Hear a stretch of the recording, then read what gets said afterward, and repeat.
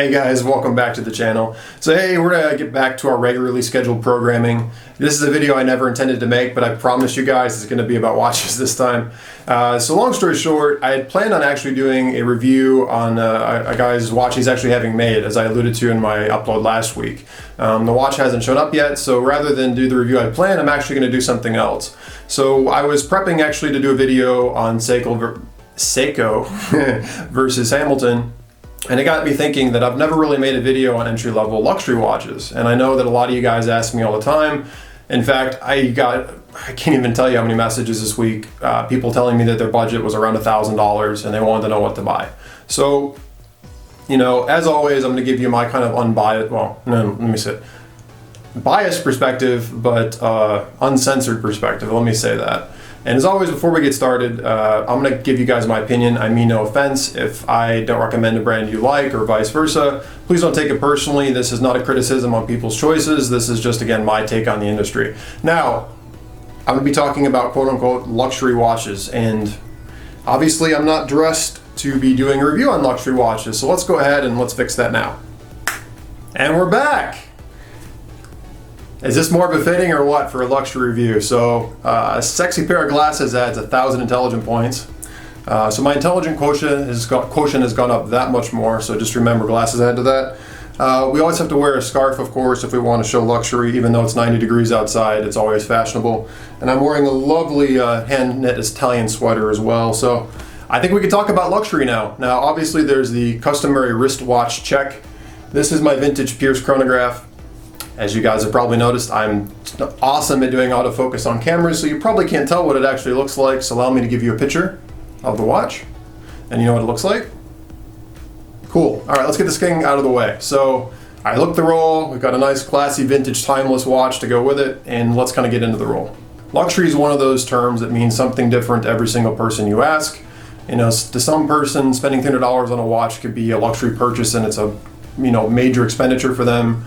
For somebody else, spending $30,000 on a watch is no big deal, and their idea of luxury is a very different threshold.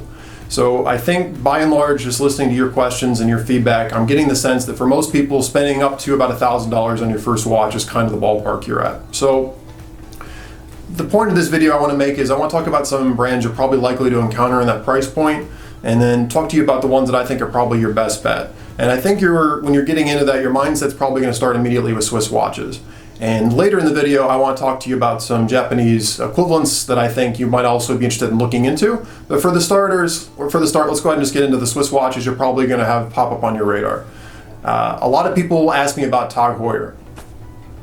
If you've been watching me for any given amount of time, you know that I struggle very dearly to say something positive about the brand. The one you're more than likely going to run into is from Tag Heuer's entry-level series called the F1 series. What you're going to find there is a lot of quartz-based pieces, like a quartz chronograph, for example, that I think usually start, depending on where you buy from and how much of a discount you get, around $500 up to about $1,000-ish. You're going to get, a name that a lot of people that don't really know a lot about watches are probably going to get excited about. You're getting a lot of cachet, I guess, if that's something that matters to you. I personally do think some of their F1 series are kind of cool-looking watches. But I would say that there's probably better values out there, and in my experience handling those watches, I think you're getting no better quality than you get on a $100 Invicta. And by the way, I know people are going to say, well, Invicta has retail prices of $600 too. Yes, but nobody pays that. If you go online or anywhere else, even to like a discount store, you're going to find them for $100 all day. Another topic, but again, so Tag Heuer F1 series is probably going to pop up on your radar. I personally think there's much better watches out there for $500 to $1,000. If that's something that speaks to you, do your research, but you're basically going to get a basic quartz Swiss piece, and it's going to have a lot of visual flair. It's going to have a name on the dial, but you're really not getting much more than that for your money. Feel free to disagree. Some other watches you're going to get on the Swiss radar. You might hear of a company called ESQ. ESQ is like $250-ish and a little bit more. I wouldn't recommend those at all either. A lot of those watches are gold-plated. For those of you aren't familiar with gold plating, when it's not done terrifically, and a lot of them don't, it'll flake off, it'll scratch through, and you'll just have stainless steel showing underneath. The ones that I've held, the bracelets, the cases are all not that great. I'm sure, as with a lot of Swiss watches, there's Swiss parts in them.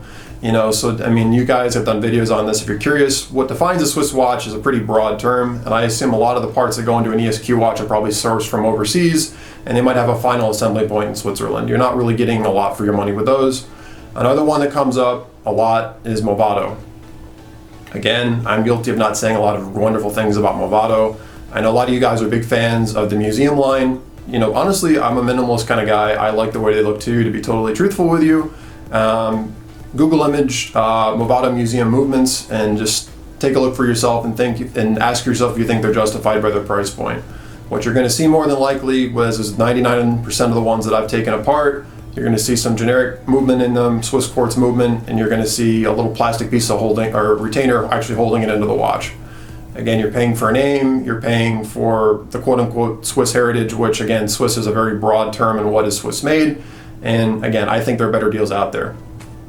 Another watch that may pop up on your radar that I'm a huge fan of, although I haven't bought one because again, they're not technically Swiss made. They do a lot of outsourcing on their parts, and not all their parts are known in the watch community for having great quality, is Mondaine. I'd be lying to you if I said I haven't actually considered buying one personally. I love the way they look. I love the railway clock look about them. If it's something that's interesting to you, I think there are better values out there. And do yourself a favor and just do some Google searches in the watch forums. You'll see kind of what some of the counterpoints are to them. But great style, you're probably going to run across them. Again, basic Swiss movements, probably from a company called ETA or ETA, depending on who pronunciation you want to go with. Another watch company that I'm a fan of and I actually own several of, but I actually wouldn't recommend, is Shinola. And I'll post a picture of my Shinolas over here. I had the Runwell, actually I have the Runwell, and I had one called the Brakeman. Retail on these guys is about $1,000. They use a Swiss Ronda quartz movement in them. They source parts from China overseas. They do final assembly in Detroit. They're really kind of hot right now. They're a big fashion brand. Awesome packaging, great marketing, really cool looking cases. I think quality of the components on their own is actually pretty decent. The movements are basic, and again, you're getting a lot of stuff from overseas. I own them. I have a special bond with them because I'm from Detroit. If you have curiosity in Shinola, you can watch my videos. But in short, I honestly, if I was being truthful with you guys, well, I understand why I have them and I appreciate them. I probably wouldn't recommend that as your first entry into the market. I think you can do better than that. Another big hitter that's going to come up on your radar is Tissot. Tissot is a very polarizing brand. There's people out there like me that think that they're not all that special. There are other guys that are fans of them all day long and will say nothing but nice things about them. I have a bias against them, and that's just because the ones that I've personally been able to examine in person, I wasn't really impressed with their quality. Tissot, by and large, is also assumed to have a lot of this sourcing of parts from overseas and then maybe final assembly in Switzerland, so whether or not they're Swiss made is debatable. What is good about Tissot is they're part of the Swatch Group. If you don't know what that is, it's going to take me too long to explain here. Do yourself a favor and Google search Swatch Group. They're one of the biggest players in the watch industry. They own many brands. Richemont Group is another one that you should look at. They're basically these big umbrellas of watch groups, and they have a bunch of brands. So the thing about Tissot is nice is ETA or ETA movements are part of the Swatch Group as well, so they get access to some of ETA's better movements, ETA movements. And actually you can get a chronograph from them that sells for over $600, but I've seen them on eBay barely worn for $300 all day long. So if you're looking for a Swiss chronograph, watch, Swiss, all day long you can pick them up on eBay, and you know what? That's a pretty good deal for what they are. So they have some cool stuff. They use a lot of ETA movements, ETA movements, again, however you want to pronounce it. A lot of them are quartz, however they do offer automatics. Again, they're decent, I mean they are, but I think there are better values out there. One of them being Hamilton, which is also part of Swatch Group. But before I get away from Tissot, my biggest thing that I don't recommend them, just in my own personal opinion, is a lot of them use like gold plating, and just the way they finish their cases, I'm not really impressed by it. I don't like any watch that's been plated, and just even the ones that aren't plated, the case quality, the bracelet quality, honestly to me, I've experienced a lot better. It doesn't really do much for me. But another brand under Swatch Group that I do think you guys should look at is called Hamilton. I've done a video on a Hamilton Trent automatic. It's on my channel. And by the way, just really quick on this side tangent, you guys ask me a lot of the same questions over and over again, and it's funny because I've actually addressed a lot of your questions in previous videos. So I really think if you guys have questions for me, feel free obviously to ask me questions on here. I'll do my best to get back with you, but you may find that I've actually already done a video on it. I've done 130-ish videos on this channel to this point, and I've answered a lot of common questions. So if you have a common question, just scroll through my videos. Odds are you're probably going to find something on there that will help answer some questions for you. Anyway, tangent aside. So again, I did a review on the Hamilton Trent Automatic. They're also part of Swatch Group. They have awesome finishing on the case. Mine came on a deployant with a leather strap. The leather strap's phenomenal quality. Finishing on the case is great. The deployant's nice. It uses an ETA, ETA, however you want to go. And again, yes, I'm familiar with the background on ETA, ETA. It might be of curiosity to you. Eterna. There's all sorts of cool history on the movements if you want to nerd out on that. But Hamilton uses their movements as well. Actually, there's a couple now that are bespoke to Hamilton, where only the Hamilton brand has access to these particular ETA movements, which is kind of cool. They have a decent amount of finishing on them. They look cool. They have some cool features, and again, because they're under this umbrella, they have some decent technology. A lot of the common ones you're going to run across that I think are kind of cool. There's the Hamilton Khaki series. They're pretty popular. Honestly, they don't speak to me, but I can see why a lot of people like them. To me, I would probably just go buy a Seiko 5 because I think you get a similar look for a lot less money. But they're greatly made watches. They look kind of cool. One that I've actually considered picking up is called the Pan Europe. Again, another really cool looking watch. Might want to check that one out. There's the Viewmatic. There's the Jaeger-Master. There's the Instamatic. There's all these really kind of cool, like, vintage looking watches. Like my Trent, for example, is a very kind of 30s Art Deco. If you guys are more like into the Mad Men era, you like the 60s, mid-century modern, check out the Instamatic, check out the Jaeger-Master. Those watches are probably really going to speak to you. They have some really cool, just kind of very vintage designs to them. And I'm a sucker for that stuff. I love that stuff. Maybe that's what speaks to you guys. Another brand that gets a lot of love is Oris. Oris is an independent company. Most of their movements, however, are also sourced from the Swatch Group's ETA or ETA movement house. Oris is independent. They have some really cool watches. I'll see if I can get some images to post in this video. But they have one that I'd probably really recommend if you're looking at for a dress watch. They have the Atelier series. They go from very basic classic dress to very cool complication dress. They have the Aquas line, which is their diver series. $1,000 price point, that's a lot of bang for your buck, especially if you're considering maybe like something a little higher in like an Omega Seamaster from about 10 years ago. You're going to find an Oris brand new for a lot less money, or a little bit actually less money than even like a 10-year-old Seamaster, and you're getting some more quality, and Oris kind of got its own little cult following in the industry. So I would definitely say it's on you to go check them out. They make some cool stuff. There's some other brands out there too that I don't really get into too much because like Glycine, there's one called the Airman, that's kind of cool. They have some cool case designs. They have, again, basically mostly use ETA ETA movements, but they might be something you might find the style appealing to you. Resale's not really there, but if you like the style, they're kind of cool. You're going to be able to find some Longines, probably around $1,000 or less, if you're looking at something that's pre-owned. Again, case quality and build quality is probably similar to what you're going to get from a Hamilton, but they're charging a premium. Again, you're going to find a lot of ETA, ETA movements. But that's kind of like in rough, and there's honestly, guys, there's probably 60, 70 brands I could list off right now that'll probably have a little bit of following in the community, so I can't cover everything in this video. I know I talk too long on these videos as it is, so forgive me if I didn't mention a brand you're really interested in. I may have done a video on it in the past, or I might be able to do a video on it in the future. But those are kind of the big brands that come up. A lot of people bring up Christopher Ward. Truthfully, I don't have a real opinion on them. I have never owned one personally. There are people on both sides. People on one side think they're the greatest watches ever made. People on the other side think that they're junk and that they're a bunch of marketing ploy. Honestly, my bias is probably more so to not liking them in terms of just the ones that I've seen and what I've read online at a distance. But I've never personally experienced one. I don't really have an opinion, so I'm not going to go there. I don't want to have an opinion on something I don't know that much about. You might also hear people talk about Zinn. It looks like Sin, it's S-I-N-N, but it's pronounced Zinn. German brand, pretty cool as well. Some classic designs, a lot of their watches, again, ETA, ETA movements. They're usually more than $1,000, however, there's quite a good amount of them you can get under $1,000 on the secondhand market. Those things are always going to be kind of cool, classic watches that are always going to have a following. They do a lot of great Fliegers as well, flight watches. They have some cool stuff as well. Totally would recommend you guys check those things out. So I'm going to kind of transition now from European watches, because I think I've covered that pretty well, to what else is out there. Personally, everybody has their biases. Anybody that's followed me for a while knows that I have my own biases, of course, And I'm pretty biased in terms of, I think bang per buck quotient under $1,000. I think your best bang per buck tends to come from the Japanese, in particular Seiko. Before I get into that, you guys ask me all the time, well, what do I think about Citizen? And the part of the reason that I haven't made a video on them, and maybe I should in the future, is I've never owned one, but I have, been in several boutiques, and I do know them a little bit, but I really don't like making videos about things I don't know that well. And maybe I should do that. Maybe I should just kind of give you guys my off-the-cuff understanding of things, but be honest with my knowledge level, and maybe that's something you'd appreciate. I tend to err on the side of caution. If I don't feel an expert on something, I don't want to talk about it. But with Citizen, like Seiko, they also have some cool higher end pieces that you're going to find $1,000 or slightly less. Where I live in the United States, they have what's called the signature line. Honestly, I think like some of the model numbers start with an N as in Nancy, B as in Bravo, or November Bravo, if I want to go for the military alphabet. Really cool looking watches. They use Miyota, which is an in-house movement maker for Citizen. In particular, one of the movements that a lot of people praise is called the 9015. A lot of the Citizen signature line watches use a derivative of or the 9015 itself.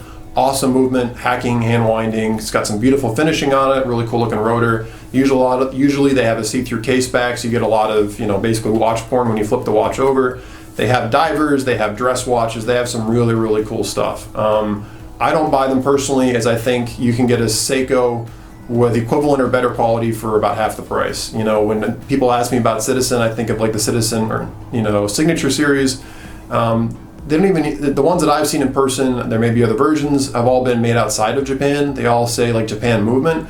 And to me, if you're paying $1,000 for a watch and it's not even made in its home country, that kind of ticks me off. So that's honestly an irritation that's kept me away from them. But every one I've ever held, and there's a couple I've actually lusted after, I think are pretty cool looking watches.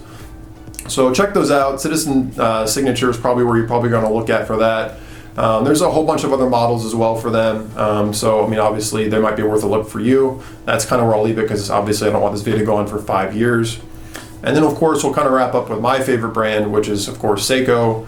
A lot of you guys have actually accused me of being paid by Seiko, which honestly I'll take as a compliment, considering how I think a lot of my videos are pretty poor quality. The fact that anybody from Seiko would pay me for a video of the quality that I put out is, honestly, thank you, that's a compliment. But anyway, if Seiko's listening, please do. But I think Seiko's a great option, because if you've noticed the pattern of all the watches we've talked about, a lot of these luxury watches under $1,000, they use movements from other watchmakers. They're basically case makers. You're basically paying for the marketing behind them. They do some of them, they tweak the movements, they give them better power reserve, they give them better accuracy. There are, don't get me wrong, some companies that actually do improve the movements, or they use a higher grade of the movement. But by and large, they're basically making minor tweaks to the movement. You're basically paying for the quality of the case, the quality of the design, you're paying for the brand behind it. Whereas with a company like Seiko, they do everything in-house. And another company you probably have all heard of that's a luxury brand is called Rolex. Rolex also does everything in-house.